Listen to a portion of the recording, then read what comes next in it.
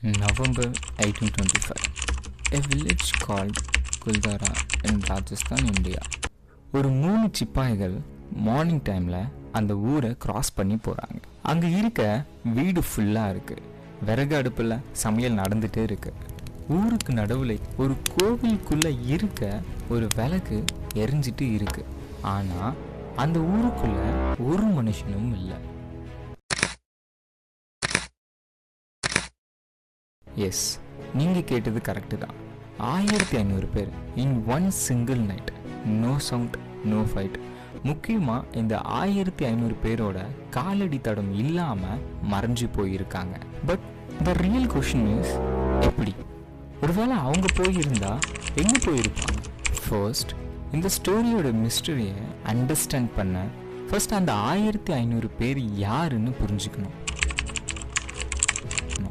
குல்தாரா வெறும் ஒரு வில்லேஜை மட்டும் இல்லாமல் ஒரு 1500 பேரோட வீடாக இருந்துச்சு அப்படின்னு சொல்கிறாங்க. இவங்கள 500 வருஷத்துக்கு மேலே அந்த செடி கொடி, முக்கியமாக அந்த மண்ணை சொந்தம் கொண்டாட்டிட்டு இருக்க பள்ளிவால் பிராமின்ஸ்னு சொல்லுவாங்க. அதாவது நம்ம மதுரை நாயக்கரோட ராஜ்யம் அமைய முன்னாடியே. ஸோ எஸ், அவங்க 6-7 தலைமுறைக்கு மேலே அந்த மண்ணில் வேர் விட்டவங்க. அந்த குல்தாரா வில்லேஜ்க்கு ஒரு ஊர் தலைவர் இருந்தார். Saddest part of the story என்னன்னா, இவரோட பேரை ஹிஸ்டரி சேவ் பண்ண கிடையாது. அதாவது நோ அஃபிஷியல் ரெக்கார்ட்ஸ். அண்ட் இவருக்கு 16 வயசில் ஒரு பொண்ணு இருந்தாங்க. இவங்க பேர் கூட ஹிஸ்டரி சேவ் பண்ணலை.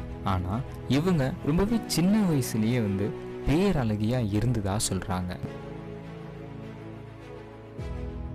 Every morning in that village looked the same. அங்கே இருக்க அம்மாக்கள் விறகு அடுப்பில் சமைச்சிட்டு இருக்கிறதும், அப்பாக்கள் அந்த விறகை வெட்டி கொடுக்கறதும், அங்கே இருக்க குழந்தைங்க வெறும் காலில் ஆடிட்டு பாடிட்டு விழுந்து விளையாடிட்டு இருந்தாங்க. லைஃப் ரொம்பவே அமைதியாக அந்த 500 வருஷமும் அப்படி தான் நகர்ந்துட்டு இருந்துச்சுன்னு சொல்கிறாங்க. அதே போல தான் அந்த கடைசி ஈவினிங்கும் இருந்துச்சு. ஆனால் அங்கே இருக்க யாருக்குமே தெரியாது அதுதான் கடைசியான ஈவினிங் அப்படின்ட்டு. இந்த குல்தாரா வில்லேஜ் ஒரு பெரிய கிங்டம் ஆர் ராஜ்யத்தினால கண்ட்ரோல் பண்ற ஒரு village.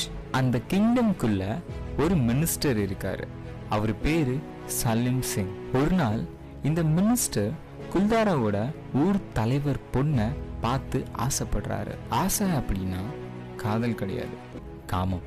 he just simply want. So உடனே அந்த குல்தாரா வில்லேஜ்க்கு மெசேஜ் அனுப்பி அந்த பொண்ணை சலீம் சிங்கோட அரண்மனைக்கு அனுப்ப சொல்லி சொல்றாரு. பட் அந்த ஊருக்குள்ள இருக்க யாருமே அவரோட சொல்ல கேட்காதனால அந்த பொண்ணோட அப்பா, அதாவது அந்த ஊரோட தலைவரை ஸ்ட்ரெயிட்டா அவரோட அரண்மனைக்கே கூப்பிட்டு தனியான ஒரு அறையில தனியா பேசுறாங்க. சலீம் சிங் எக்ஸாக்டா என்ன சொன்னாரு, அந்த ரூமுக்குள்ள என்ன நடந்துச்சு அப்படின்னு யாருக்கும் தெரியாது. பட் அந்த ஊர் தலைவர் திரும்பி குல்தாராக்கு நடந்து போறப்ப அவரால் பேச முடியாம மூஞ்செல்லாம் சுருங்கி கண்ணுக்குள்ள இருக்க தண்ணி கீழே கொட்டாம நடந்து போனதா சொல்றாங்க. ரியலான மிஸ்டரி இங்கிருந்து தான் ஸ்டார்ட் ஆகுது.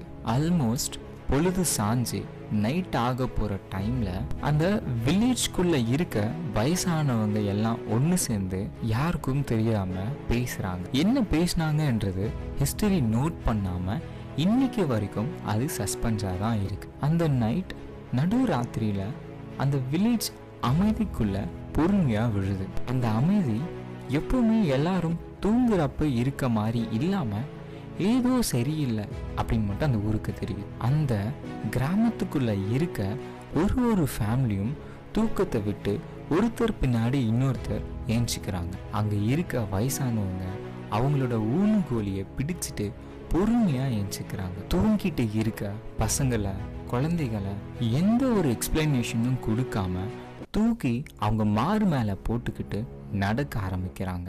ஆனா அங்க இருக்க யாரும் அழ கிடையாது, யாரும் கத்தவும் கிடையாது. முக்கியமா யாரும் எங்க போறோம், எதுக்கு போறோம், எவ்வளோ தூரம் போக போறோம் அப்படின்னு கேட்காம நடந்து போயிட்டே இருக்காங்க. அந்த 1500 பேரும் போகிறப்ப அந்த ஊரை, அந்த லேண்டை கர்ஸ் பண்றாங்க, அதாவது சபிச்சிட்டு போறாங்க. அவங்க என்ன சாபம் விடுறாங்க அப்படின்னா, whoever tries to live here after us will never live in peace. அதாவது எங்களுக்கு அடுத்து யார் இங்க வாழ முயற்சிக்கிறாங்களோ அவங்களால நிம்மதியா இருக்க முடியாது அப்படின்னு சாபம் விட்டுட்டு அந்த இருட்டுக்குள்ள நடந்து காணாம போறாங்க.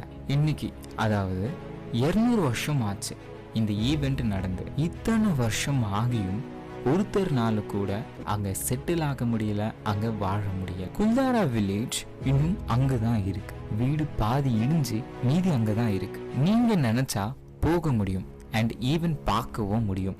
ஆனா உங்களால அந்த வில்லேஜ்குள்ள வாழ முடியாது, செட்டிலும் ஆக முடியாது. உங்களுக்கு ரொம்பவே இன்ட்ரெஸ்டிங்கான ஒரு விஷயம் சொல்லவா? இந்த குல்தாரா மக்களுக்கு அவங்க இந்த ஊரை விட்டு போக போறாங்க அப்படின்னு முன்கூட்டியே தெரியும். பட் போக போறோன்னு தெரிஞ்சும் ஏன் அவங்க சமைக்க ஆரம்பிச்சாங்க? ஊருக்கு நடுவில் இருக்க கோவில்ல எப்பவும் போல விளக்கேத்துற மாதிரி ஏன் அன்னைக்கும் விளக்கேத்துனாங்க? ஏன் யாருமே அவங்க பொருள் எதுவுமே கொண்டு போகாம போனாங்க? ஈவன் தோ அவங்க இதுக்கு மேல வரவே வரமாட்டேன் அப்படின்னு தெரிஞ்சும் கூட. So it's a statement. அவங்க மெசேஜை விட்டுட்டு போயிருக்காங்க.